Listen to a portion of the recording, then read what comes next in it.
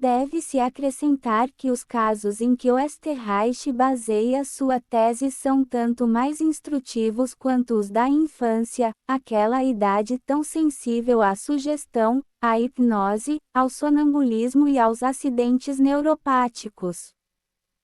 Mas devemos ter o cuidado de observar que, se a dissolução da consciência durante os paroxismos histéricos fosse tão completa quanto na epilepsia, o paciente dificilmente experimentaria qualquer sensação de possessão, mesmo que tivesse exteriorizado suas manifestações mais aparentes.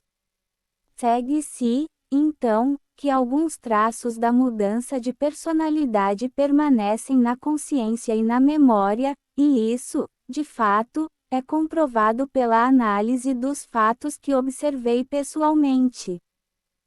Uma menina de 10 anos ia em peregrinação a uma célebre capela do seu bairro quando julgou ver à sua frente as figuras de Nossa Senhora, do Menino Jesus e de São José. A imagem era tão clara que a criança teve medo de seguir adiante no caminho com medo de machucar o menino, que brincava na frente de seus pais. Mais tarde, ela viu demônios, os condenados, as chamas do inferno. Ela os descreveu muito bem e com perfeita sinceridade, compartilhando essas visões primeiro com seu irmão, depois com sua mãe. Notamos que essa criança, devota e bem equilibrada, ficou tão surpresa ao se ver favorecida com tais visões que perguntou, a princípio, se não estava sonhando. De fato, a visão que ela viu foi como o pesadelo mais terrível. Ela diz que depois de ver Jesus pendurado na cruz, perto de sua mãe, ela viu o chão aberto e uma grande nuvem de fumaça apareceu, misturada com chamas. Lá ela viu as pessoas aos montes, chorando e gemendo, todas misturadas, e se alguma delas tentasse se levantar, o diabo, sentado em um trono, armado com um longo garfo, as empurrava de volta para o fogo. O diabo era todo vermelho, com olhos vermelhos, língua vermelha, etc. Asas pontiagudas e chifres. A criança ficou muito assustada e perturbada por dias após essa visão dos demônios e do inferno. Mas é preciso acrescentar que, embora essa criança, cujas visões se prolongavam por muito tempo, conservasse a lembrança mais nítida possível das cenas que a impressionaram, às vezes a atitude catalética desaparecia repentinamente, a criança caía no chão, parecendo dormir, por tanto tempo que um dia foi encontrada no chão por uns operários que passavam por ali. Ela permaneceria em êxtase, disse sua mãe, por horas, sem saber dizer quanto tempo durou esse estado. Apesar da grande frequência das aparições, esta criança não foi profundamente perturbada em sua conduta, mas a influência dessas visões sobre os outros não tardou em fazer efeito e até se tornou alarmante. Aqui está outro exemplo, desta vez de uma freira cuja vida em alguns aspectos se assemelha à de Irmã Joana dos Anjos. Como ela, esta irmã foi nomeada prioresa de sua ordem muito antes da idade legal, o que significa que sua conduta foi considerada especialmente edificante. Ora, esta religiosa, ao cair em êxtase, costumava ter visões de Deus Pai e de Deus Filho, mas alternando com isso percebia às vezes uma terceira personagem, com a mesma aparência das outras duas, mas esta proferia apenas palavras obscenas. É sabido que desde a adolescência esta freira caía várias vezes ao dia em estados de êxtase, durante os quais o seu espírito parecia arrebatado da terra e perdido num mundo desconhecido dos mortais comuns. Os fenômenos demonopáticos foram complicados por muitos outros sintomas que não deixam dúvidas quanto à natureza realmente neuropática desse estranho comportamento. Outra freira que tive a oportunidade de observar chamou minha atenção por causa dos problemas que ela experimentou durante o sono. Estes consistiam em uma sensação de transe, de fuga do sono comum. Este paciente me disse: então Jesus me puxa para um lado e eu me atraio para o outro, para não ceder ao êxtase. Quando esse êxtase se desenvolve, pareço ser a presa do demônio, mas Jesus prometeu me encerrar em uma caixa onde Satanás nunca poderá me alcançar. Sim, o diabo me fará cometer muitas faltas externas, mas não pecarei, porque minha vontade não tem nada a ver com elas. Também neste caso, o sujeito se perguntou se não estava sonhando. Em todo caso, podemos dizer que durante esses transes o estado de consciência está muito longe do normal, pois enquanto a memória de certas crises permanece bastante clara, há outras cuja lembrança é turva ou extinta. Eu relatei nos Etudes Carmelitanes a observação muito instrutiva de uma menina cujos escritos e piedade externa pareciam indicar que ela estava no caminho da santidade. Quando as autoridades religiosas começaram a prestar mais atenção a ela, surgiram estigmas em sua testa, dos quais ocorriam sangramentos todas as sextas-feiras. Mas justamente quando essa garota parecia estar mais próxima da vida mística, começaram os ataques diabólicos. Assim, de repente, uma noite, parecia que um homem pulou na frente de sua cama, enquanto a luz elétrica se apagou e o quarto se iluminou com um brilho avermelhado. O estranho era, ela disse, que os olhos dessa pessoa me seguiam, e seu corpo se movia conforme eu me movia. Como podemos imaginar, ela se apressou em contar todos esses fatos estranhos ao seu diretor, que não entendia. Meu eminente amigo Padre Bruno, que em várias sextas-feiras sucessivas pôde observar o sangramento na testa, implorou à menina que viesse na sexta-feira ao meu consultório, depois de ser supervisionado de perto por uma menina inteligente e de perfeita boa-fé. Esta supervisora, que acompanhava a Madeleine, a doente, por toda a parte e até partilhava o seu quarto, disse-nos que se formaram aberturas na sua testa, de onde escorria hemorragia, várias sextas-feiras consecutivas. Mas o que impressionou ainda mais esse observador foi a multiplicidade dos ataques do demônio. Se eles entravam em uma igreja, disse ela, as cadeiras se moviam, as cortinas do confessionário tremiam violentamente. Vi os sapatos de Madeleine serem removidos sem que ela se mexesse, uma cadeira carbonizada enquanto Madeleine, que estava sentada nela, não foi queimada. Uma noite, aconteceu uma coisa extraordinária, fui despertado de um sono tranquilo por um grito. Madeleine acendeu a luz elétrica, pegou um pacote e apagou a luz. Imediatamente senti um cheiro de queimado e Madeleine me mostrou uma camisa meio queimada.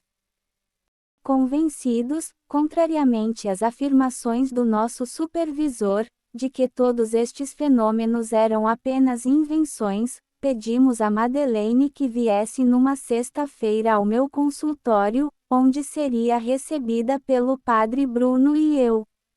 Nossa esperança foi frustrada, pois na mesma manhã recebemos uma carta, da qual cito esta passagem. Por mais de 6 meses estive em conflito interior com o demônio. Foi uma luta implacável entre o Espírito de Deus, que me impelia para o bem, e outro espírito, que me lançava no mal. Todas essas histórias que você ouviu são apenas uma mentira contínua, e eu só gostaria de poder lhe dizer em que miséria estou. Tenho me deixado persuadir cada vez mais, obrigado a falar, a agir contra mim mesmo. Tenho imaginado todas essas histórias, não sei por que motivo, e me sinto cada vez mais infeliz, incapaz de falar como gostaria. Nunca tive visões terríveis do diabo, mas em certos momentos o senti perto de mim. Foi ele quem me fez queimar minha camisa, contra minha vontade, não me lembro. Esta confissão deve ser comparada com a de irmã Jeane dos Anjos, que apareceu um dia, durante o processo de Urbain Grandier, vestida apenas com uma camisola, sob chuva torrencial, para fazer honrosas reparações, e que escreveu: se a obediência fosse se me permitisse, descreveria com grande prazer todos os meus males em detalhes, hipocrisia, duplicidade, arrogância, autoestima e egoísmo com todos os meus outros vícios, a fim de obrigar aqueles que lerem este escrito a implorar por misericórdia da justiça divina, que tantas vezes ofendi. A confissão de Irmã Madalena da Cruz e as revelações publicadas durante o seu julgamento são do mesmo tipo. Tais observações demonstram como é difícil obter uma supervisão completa como se deseja, e como se deve permanecer cético antes de admitir a genuinidade de ataques ou aparições diabólicas. Aqui está outro exemplo que mostrará a extrema dificuldade de observar certos fenômenos atribuídos com demasiada facilidade à atividade do demônio. Muito antes deste último incidente, houve uma freira que, no meio da noite, no silêncio do mosteiro, costumava causar grande perturbação. Sua cela de repente ressoou com ruídos estranhos e às vezes estava cheia de barulho. A mesa de cabeceira foi violentamente virada e caiu pesadamente no tapete, uma vidraça foi quebrada. Quando isso aconteceu várias vezes, o alarme foi sentido e as freiras tentaram reconstruir a ordem dos eventos. A desordem total, o barulho da vidraça quebrando, enfim a queda da freira, sempre encontrada enrolada na colcha e escondida debaixo da cama. Ela foi supervisionada cada vez mais rigorosamente sem que nenhuma explicação fosse encontrada sobre o que aconteceu no silêncio da noite. A Madre Superiora, a Superiora Geral e as irmãs do mosteiro recusaram-se a acreditar que o maligno tivesse alguma participação nessas cenas tempestuosas. Mas como, foi perguntado, alguém poderia destruir completamente a mobília de seu quarto e quebrar uma vidraça antes de ser encontrado enrolado em seu cobertor debaixo da cama? Uma freira foi colocada para vigiar lá no mesmo quarto até às 4 horas da manhã, nada aconteceu, mas meia hora depois o tumulto começou como antes. O superior geral, querendo esclarecer esse mistério, passou a noite em um quarto contíguo ao da autodenominada vítima de possessão. No meio da noite, de repente, começou o barulho, o superior entrou correndo, mas já era tarde, a cena estava terminada. E é bastante notável que não houvesse nada nessa irmã que mostrasse o menor desequilíbrio psicológico. Modesta, devota, de bom senso, aparentemente aberta, essa irmã não deu absolutamente nenhum sinal que pudesse sugerir possessão ou mitomania. Internada numa clínica, preservou a sua serenidade e recusou-se sempre a dar qualquer explicação sobre os acontecimentos que perturbaram o sossego do seu mosteiro, a não ser a intervenção do demônio. Mas depois disso nada de anormal jamais perturbou o curso de suas noites. O caso de Sibila, como o leitor deve ter observado ao longo desta obra, as manifestações demonopáticas apresentam uma preferência singular pelas horas da noite, quando o sono invade a vítima destinada, afastando-a do mundo exterior. Por esta razão, o paciente muitas vezes se pergunta se esteve sonhando. Foi, portanto, com o maior interesse que acompanhei o desenvolvimento das manifestações supostamente diabólicas em uma mulher, brevemente mencionada anteriormente, que me foi indicada pelo padre de Tonquédec, um exorcista erudito e especialista em questões de psiquiatria. O caso dessa paciente, que descrevi longamente em meu trabalho dedicado à imagem do corpo, caracteriza-se pelos seguintes traços. Por volta dos 30 anos, surgiram os sintomas mais curiosos. Quase todas as noites, Sibyl era levada por uma espécie de êxtase ou transe para um mundo que nada tinha em comum com o mundo real, era, segundo sua expressão, o mundo do astral. Na realidade, disse-nos a mulher, sentia-se dividida em duas partes durante esses transes, uma, o corpo terreno, que permanecia em sua cama, o outro, que foi levado para o astral.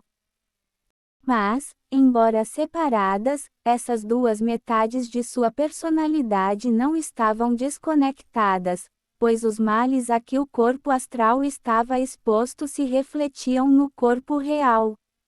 Justamente alarmada com essa duplicação, como ela chamava, ela foi consultar um ocultista, que não deu nenhuma explicação.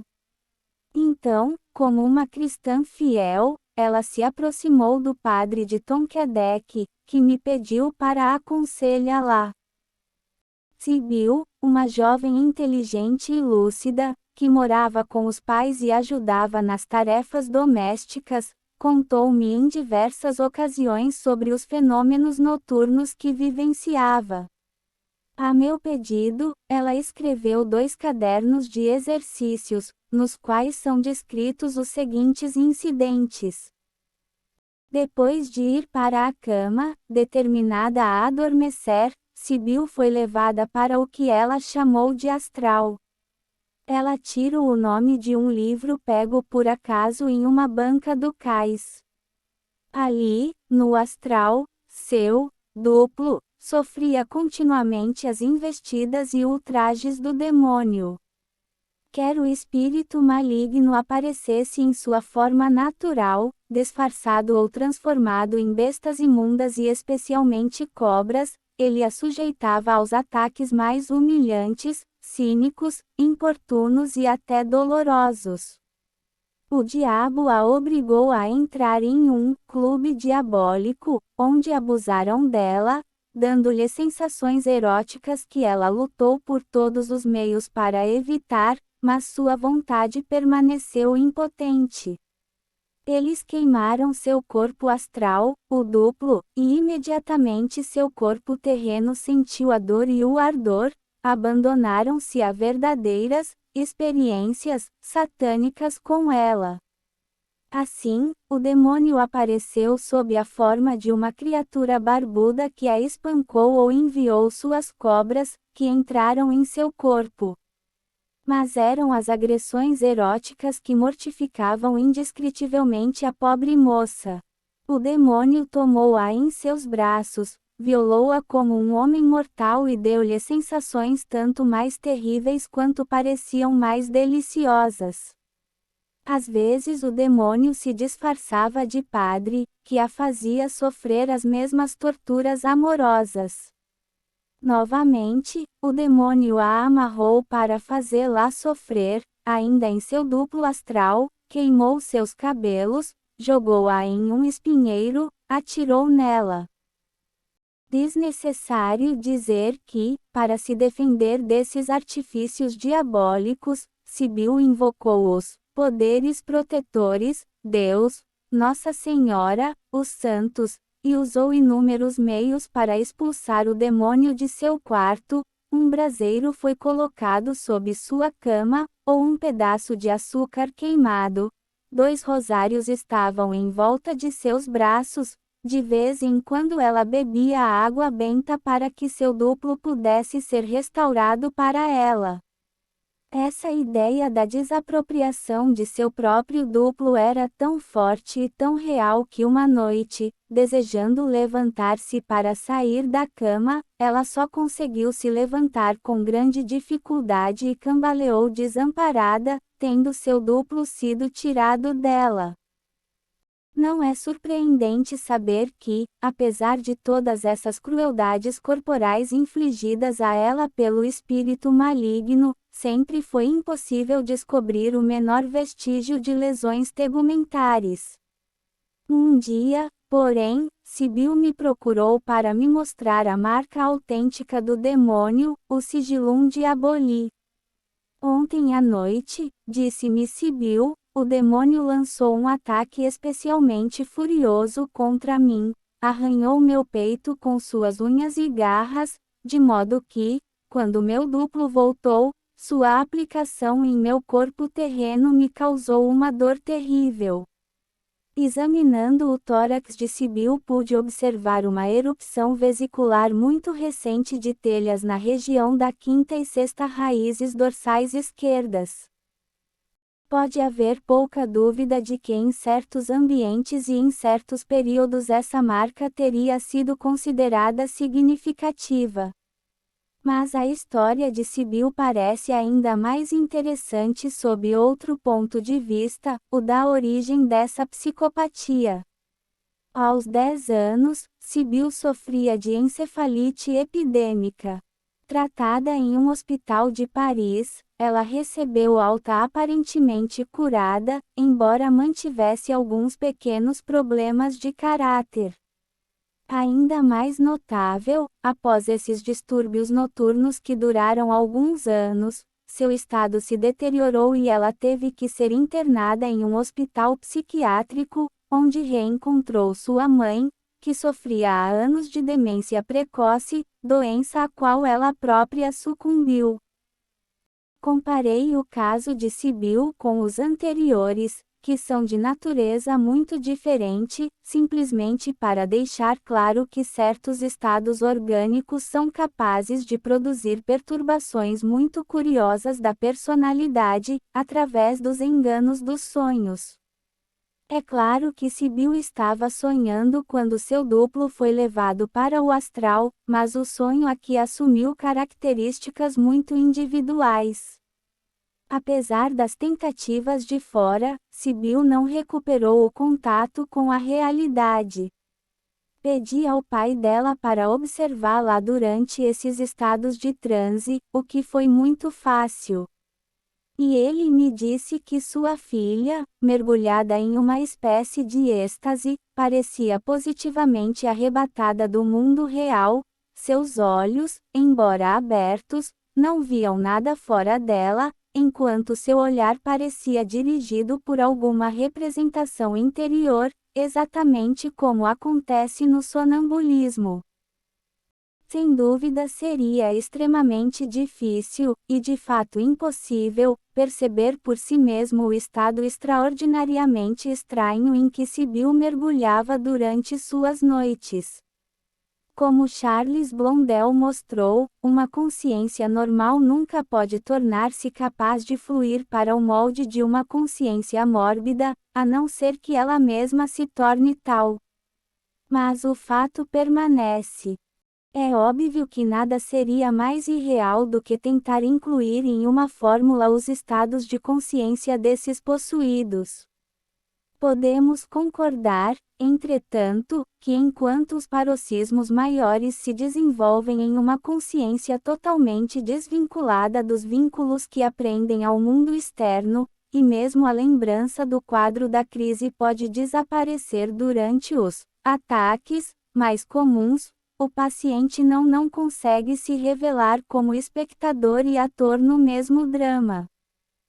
Embora não precisemos recorrer à ajuda de Freud para explorar o mundo inconsciente ou subliminar dos possuídos, devemos reconhecer claramente que as imagens e a dramatização características dos ataques do demônio são simplesmente a expressão de um desejo ou medo. Assim se explica a associação regular, nestes casos, do erotismo e do medo das penas do inferno, personificado pela figura do demônio. Devemos acrescentar com propriedade um segundo elemento, a identificação no sofrimento. Madalena da Cruz, priora das Clarissas de Córdoba, não recuou diante da autocrucificação para se identificar com Nosso Senhor, assim como imaginou, à luz de uma imaginação desordenada, um estado de gravidez diabólica, todos os mais impressionante porque começou na Anunciação e terminou no Natal. Com Irmã Jeane dos Anjos, a gravidez neurótica pode ser considerada a consequência de suas incessantes entrevistas com o infeliz exorcista, que se esforçou para expulsar de seu corpo e alma os 7 demônios que haviam entrado nela, alguns dos quais, em Leon as palavras de Bloy, terríveis galantes. Irmã Jeane, vítima de sua imaginação, encontrou-se em um impasse. Como ela poderia escapar desta situação como uma mulher grávida, depois de afirmar e confirmar isso positivamente? Como aquelas histéricas que se livram de um sintoma que se tornou inconveniente, ela aproveitou um grande exorcismo público para confundir o médico que acreditara em sua gravidez e espantar o público, pois o demônio foi obrigado a me fazer trazer à tona pela minha boca toda a massa de sangue que ele acumulou em meu corpo. A estrutura psicofisiológica da neurose histérica. Para especificar esses estados mórbidos, dos quais foram dados exemplos, recorri à noção de neurose, ou melhor, de psiconeurose, e fiz uso da palavra histeria. Mas o que é histeria? Não é apenas um mito, uma coleção de fenômenos díspares e heterogêneos, que nunca foram definidos, pela simples razão de que a maior proporção das manifestações daquilo que Charcot chamou de a neurose maior, é apenas ilusão e simulação. Como lembrei aos leitores, ao contrário de uma opinião amplamente difundida, mesmo em círculos médicos não relacionados à neurologia, a histeria está muito longe de estar morta. Muitos exemplos disso são observados em nosso tempo, e embora sejam talvez menos espetaculares do que nos dias agitados do Salpêtrière, é porque agora entendemos melhor a natureza interna da neurose e usamos melhores meios para confinar suas manifestações e dispersá-los rapidamente.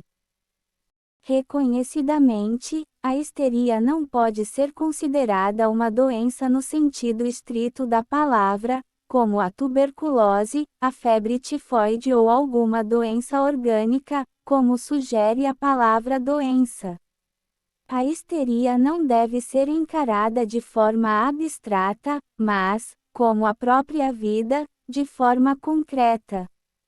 O que o neurologista observa é simplesmente uma agregação de sintomas e reações particulares experimentadas por uma determinada pessoa colocada em determinadas condições.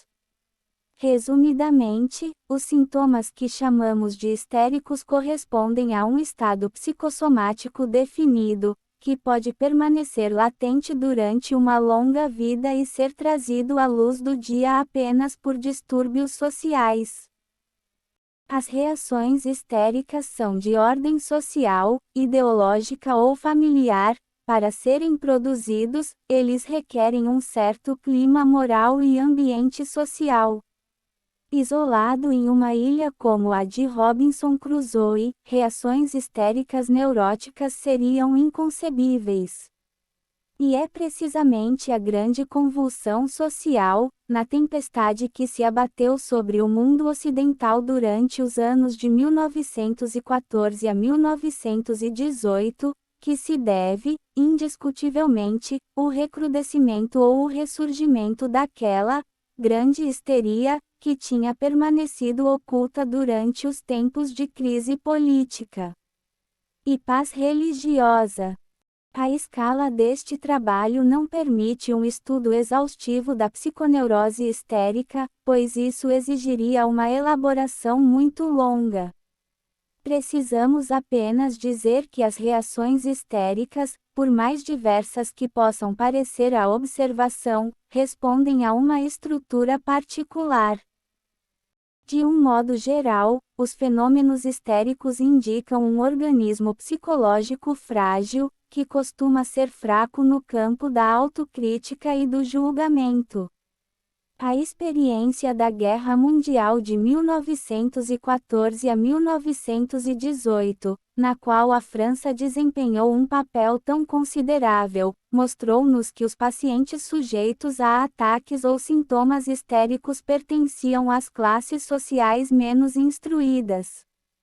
Quando Henry Cloud e eu elaboramos os resultados de nossas numerosas observações, chegamos à conclusão de que, embora as manifestações histéricas fossem frequentes entre fazendeiros, camponeses e camponeses, elas nunca chegaram ao nosso conhecimento entre oficiais e médicos, embora entre ambos casos de fingimento nessas classes às vezes eram detectados. As reações histéricas, de fato, respondem a uma mentalidade primitiva que não atingiu a fase da crítica, e é por isso que a história nos mostra que esses fenômenos são frequentes em todas as épocas, mesmo nas mais remotas de nossa civilização.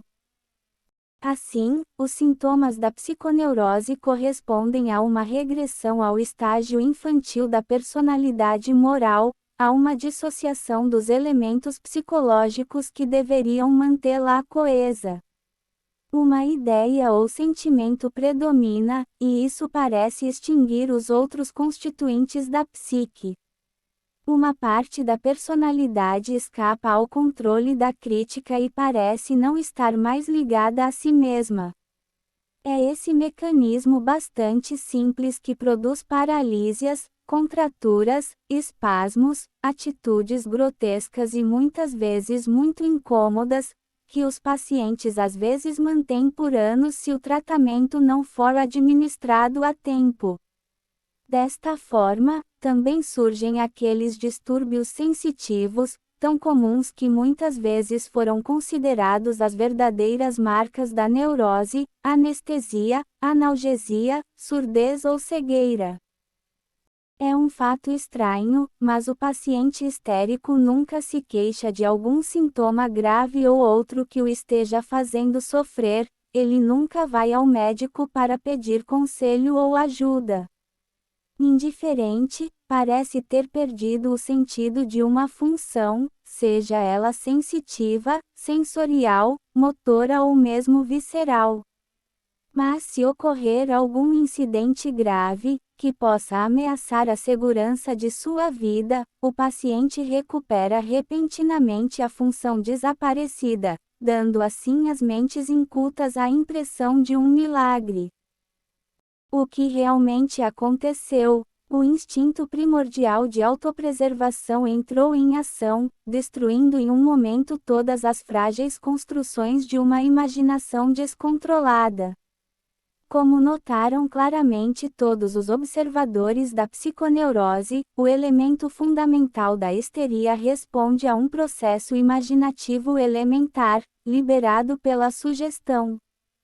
Seja heterossugestão ou autossugestão, o resultado é o mesmo: a disjunção de uma parte da personalidade, a fuga de uma função fisiológica do controle. Como enfatizou longamente Pierre Genet, as manifestações histéricas trazem sempre a marca da insuficiência psicológica, do afastamento do campo da consciência, da redução da síntese mental, de modo que se estabelece uma divisão, uma cisma na personalidade, que pode levar a uma doença genuína, e esta, por sua evolução progressiva, resultará em um colapso psicológico, esquizofrenia, Bleuler, ou demência precoce, Kraepelin. Devo observar aqui que muitos pseudodemoníacos que estiveram sob minha observação mais cedo ou mais tarde caíram na esquizofrenia. A histeria poderia então ser considerada como uma esquizose, isto é, uma afecção psicológica com características psicossomáticas, determinada pela dissociação do eu ou da personalidade consciente. Isso também sugere o papel considerável desempenhado pela psique subconsciente na determinação dos acidentes da histeria, e a grande importância para o nosso problema das descobertas de Sigmund Freud. Em última análise, como Charcot escreveu sobre as obras de seu colaborador Pierre Genet, esses estudos simplesmente confirmam um pensamento expresso em nossas palestras, de que a histeria é em grande parte uma doença mental. O termo doença mental talvez seja forte demais, hoje preferiríamos chamá-la de doença geradora de processos psicossomáticos, insinuando-se em uma psique frágil e particularmente sensível a todas as sugestões, sejam elas vindas de fora ou derivadas de fatores subconscientes ou inconscientes que muitas pessoas têm dentro de si. Estes podem ser desconhecidos ou virtuais, mas catástrofes ou algum clima moral favorável podem trazer luz à luz, para espanto de outros que estão insuficientemente informados. A essas considerações devemos acrescentar algumas reflexões mais peculiares ao nosso assunto. Para muitos teólogos, a aplicação do termo histeria leva a uma interpretação depreciativa dos fatos. E embora se abandone a antiga ideia da histeria neurose engendrada por Eros, o fato é que o sujeito histérico é considerado um simulador, um supersimulador, segundo a expressão corrente durante a Primeira Grande Guerra.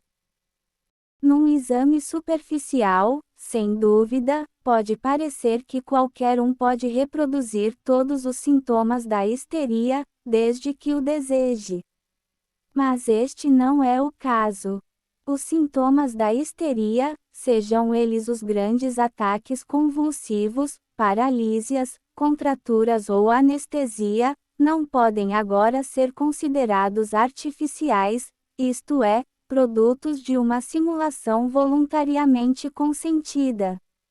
É impossível para um sujeito normal reproduzi-los completamente em sua realidade total e permanência. Não ignoramos, porém, que as reações próprias da histeria podem vir acompanhadas de um estado psicológico especial que foi revelado pelo grande psiquiatra Ernest Dupré e que se chama mitomania, a tendência ao faz de conta, a criação de romances falsos e declarações mentirosas. Já, em suas palestras, Charcot havia denunciado a tendência dos pacientes histéricos à duplicidade, o que mostra que somente uma mente especialmente crítica e informada é capaz de detectar fraudes entre os fenômenos genuínos da psiconeurose. Mas, admitindo-se isso, deve-se certamente dizer que, por um lado, a mitomania corresponde a um estado patológico e não a uma falsidade deliberada e, por outro lado, que os sintomas certamente histéricos podem coexistir com as mais altas virtudes e uma vida digna de admiração e respeito, como testemunha a vida de Marie-Thérèse Noblet, entre outras. Os pacientes histéricos, como todos os outros enfermos, merecem nossa compreensão e nossa caridade. 11 As crises epiléticas podem ser confirmadas com confiança por exames médicos modernos, principalmente um EEG, eletroencefalograma. ED. 12 Hoje chamado de distúrbio de conversão. Um distúrbio de conversão envolvendo atividade semelhante à convulsão é frequentemente referido como uma pseudoconvulsão. Ed. 13 André Pinot, Marie-Thérèse Noblet, serva do Senhor em Papua, Paris, p. Dillon, 1934. 14 A Noite Mística, outubro de 1938, E.O. Risco Cristão, abril de 1939. 15 Como nos casos de pseudo-mal de Pote, que são numerosos, nenhuma radiografia, nenhum exame do líquido cefalorraquidiano ou mesmo um exame neurológico foram feitos. 16 BL. Jacob de Voragine, c. 1230 a 1298, bispo de Gênova e autor do Lenda Dourada, uma coleção de vidas de santos medievais que era popular na Idade Média. 17 Mas a inclinação para acreditar no misterioso, na magia, é tal que ainda hoje o feiticeiro é por vezes tomado por um clarividente, um ser com poderes sobrenaturais. Um famoso ilusionista me contou que um dia, diante de uma reunião de pessoas instruídas, depois de mostrar alguns novos truques, ele havia declarado: "Agora vou mostrar a vocês como eu faço esses truques." Não, alguém respondeu, há algo mais nisso. Outro amigo meu, que se divertia com a leitura do pensamento, contou-me uma história semelhante. Depois de uma sessão das chamadas revelações e clarividência, tendo declarado que tudo não passava de truques e invenções, ele se deparou com a resposta: "Não, você pode não saber, mas certamente é um clarividente." Lembro que um livro foi escrito no século XVIII para provar que os mágicos eram os mágicos do diabo. 18 Henrique Bremonde, História Literária do Sentimento Religioso na França, volume 5, A Conquista Mística. 19 Citado em Aldous Huxley, Os Demônios de Loudun, Londres, Chato e Windows, 1952, pp. 291 a 292. 20 Bremonde, História Literária do Sentimento Religioso na França. 21 Nos casos de histeria, é claro, algum fim prático geralmente está na raiz de seu comportamento, mas é duvidoso que esses pacientes tenham uma ideia clara disso. Como bem disse I. Dupré, a mitomania não deve ser confundida com a mentira. A primeira é de natureza patológica e está ligada à mitoplasticidade corporal do sujeito histérico, enquanto a segunda é um tipo de comportamento e ação deliberadamente consentido e baseado por motivos de interesse, principalmente de vaidade. 22 Bruno de J. M. U. C. D. O Belo Acari, Paris, Disclé de Brouwer, 1942. 23 Bruno de J. M. U. C. D. O Belo Acari, 439 segues. Para um relato em inglês, baseado no Padre o livro de Bruno e o material fonte disponível, ver Lancelot C. Shepard, Barbie Acari, Esposa e Mística, Nova York, David M. C. Keiko, 1953, 59 a 60. 24 A histeria agora é conhecida como transtorno de conversão. Ed. 25 Menino Maurício, Madalena da Cruz, Abadesa Diabólica, Paris, Sorlote, 1939. 26 Psiquiatras observaram casos hoje do que é denominado pseudocese, ou falsa gravidez, uma forma de conversão, ou histeria, acompanhada de sintomas de gravidez, incluindo aumento acentuado do abdômen e das mamas, cessação da menstruação e outros sintomas físicos. Ainda sem uma verdadeira gravidez. Ed. 27 A obra que faz as observações mais contundentes sobre as manifestações junto ao túmulo do diácono Paris ainda é a de Carré de Montgeron, em 2 volumes, um publicado em 1737, o segundo em 1741, intitulado Da Verdade dos Milagres Realizados por Intercessão do Senhor de Paris e Outros Apelantes, demonstrado contra o arcebispo de Sens. O texto é embelezado com gravuras notáveis. 28 Retiro estes documentos do livro de Albert Musset, A Estranha História dos Convulsionários de Saint-Médard, Paris, Editions de Minuit, 1953. 29 Ibidem, 122. 30 Observações sobre a origem e evolução das convulsões iniciadas no cemitério de Saint-Médard, onde se mostra que são efeitos naturais, e que nada nos obriga a considerá-los como divinos. 21 de abril de 1733. 31 Juntamente com o padre Bruno de Jesus Marie, mostrei como a supervisão de uma pessoa possuída pode ser habilmente evitada por um paciente histérico, e todos os neurologistas sabem que se deve atribuir a essa neurose apenas o que se observa diretamente, em primeira mão, e não tudo isso. Esses sujeitos histéricos são capazes de enganar os melhores observadores. 32 A psiquiatria moderna reconhece isso como uma das principais distinções entre crises epiléticas verdadeiras e pseudoconvulsões de conversão. Aqueles que sofrem do primeiro frequentemente, por exemplo, mordem a língua ou se machucam caindo, enquanto aqueles que sofrem do último de alguma forma evitam ferimentos graves. Ed. 33 Estudos Clínicos sobre Grande Histeria, 1885. 34 T. K. Áustria, Possessão Demoníaca e Outras, Londres, Kegan Paul, 1950. 35 Jean Lermite, As Possessões Pseudo-Demoníacas, em Satanás, Trad. Inglês, 280 a 299.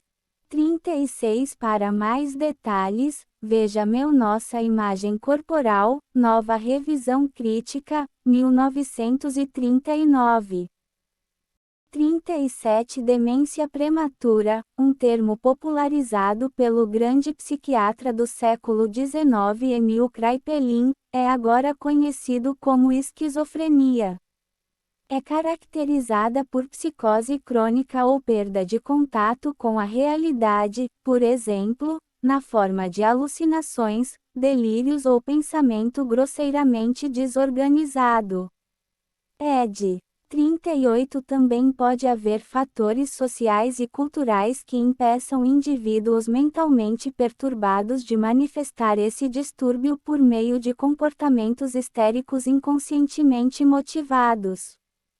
Estudos em psiquiatria transcultural sugerem que a psicopatologia, que é universal e ubíqua, pode assumir diferentes formas comportamentais em diferentes contextos culturais e históricos. Ed. 39 Aqui nos referimos a distúrbios da bexiga, dos intestinos ou do estômago, anorexia mental do tipo histérico. Capítulo 3. A forma lúcida da possessão pseudo-diabólica. Nos capítulos anteriores expliquei os diferentes aspectos sob os quais aparecem as possessões paroxísticas ou cataclísmicas. A personalidade normal aqui se alterna com a do demônio, um toma o lugar do outro, embora não se desconheçam, do contrário, como poderia o possuído pensar que um ser estranho se manifesta nele? Como mencionei, porém, há casos em que o possuído parece estar investido simultaneamente de duas personalidades, a normal e a demoníaca. Mas isso é apenas uma ilusão, e pacientes desse tipo se comportam exatamente como atores que fazem solilóquios diante de um público atônito. Na forma a ser descrita agora, o controle demoníaco é permanente. Enquanto falam com você, esses pacientes não têm dúvidas de que estão penetrados pelo espírito maligno. Assim, na mesma mente coexistem duas personalidades que se odeiam e lutam amargamente. Tive a sorte de observar vários casos que revelam essa falsa possessão, e tentei mostrar que o mecanismo psicológico ativo em casos desse tipo se mostra exatamente do mesmo tipo que aquele que o psiquiatra descobre na origem da doença patológica. Automatismo mental. Posso dar um exemplo notável disso. Um homem de cerca de 60 anos, durante muitos anos funcionário público de um dos ministérios, veio consultar-me a conselho de um exorcista que de imediato adivinhou a natureza da sua doença. Este homem, cuja conduta externa era irrepreensível, disse-me que há muito tempo se sentia manipulado, possuído pelo demônio. Esse controle diabólico era algo de que ele estava absolutamente convencido. Para começar, ele ouviu soar em si mesmo palavras ofensivas, substanciais e sujas. Pensamentos irônicos vieram à sua mente, aplicando-se às pessoas mais respeitáveis. Logo o diabo o ameaçou: se você avançar, você está morto, disse-lhe Satanás. Convocarei todas as legiões do inferno contra você. Mais tarde, o diabo o fez ver cenas de imoralidade perversa, ainda mais repugnantes porque ele foi forçado a testemunhar pessoas, em posturas de homossexualidade ou ligadas à ninfomania. Tudo ao seu redor tornou-se pretexto para simbolização. O diabo ficou perto dele em imagem, ao mesmo tempo deslizando em seu interior para revelar ou recordar coisas que o horrorizaram. Essa influência do espírito maligno não lhe deu trégua, ao mesmo tempo em que implicou uma constante restrição sobre seus pensamentos e ações. Ocorriam diálogos entre o demônio dentro dele e sua própria personalidade, durante os quais o demônio se irritava se ele se opunha, zombava ou o ameaçava. Meu paciente, um homem de grande inteligência, explicou-me como, se resiste-se refugiando-se no silêncio, o demônio formularia sucessivamente perguntas e respostas. Mais do que isso, provocou uma espécie de linguagem automática. Palavras se formaram em seus lábios sem o consentimento de sua própria vontade, dando a impressão de possessão ou espuria. E nesse conflito interior contra o controle diabólico, meu paciente chegou a se perguntar se o diabo, tão astuto e sutil, não estava tentando fazê-lo acreditar em uma verdadeira possessão. O sentimento de dominação que experimentou não poderia ser comparado a uma espécie de corrente induzida. Seja como for, tinha a certeza de que o espírito maligno o fazia pensar, sentir e agir de uma forma que lhe era repugnante, esforçando-se por provocar uma ruptura da união, do pensamento e do coração, com os poderes que invocava, ou seja, é claro, os poderes celestiais.